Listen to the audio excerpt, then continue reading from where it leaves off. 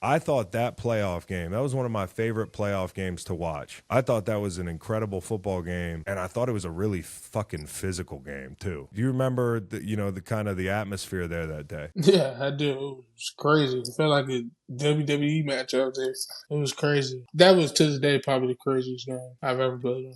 That's Okay. probably the loudest, at least, that I've ever played in. Yeah, what was the buzz in the city like leading up? Because for you, you're there 3 years, but people have been waiting 25 years for something like Oh that in my this building. gosh, that's yes. Like Detroit completely changed. Like it was lions, billboards and stuff everywhere, signs up everywhere. It's Yeah, just stuff you didn't used to see down there, because we just hadn't been there yet. yeah. There's everything. There's people in discounts in the city, that places so they can eat there and watch the game, and it's just changing. There was so many more people down there in Detroit. They're doing a lot more events and stuff now down there and stuff. So the city's just it's like coming back alive.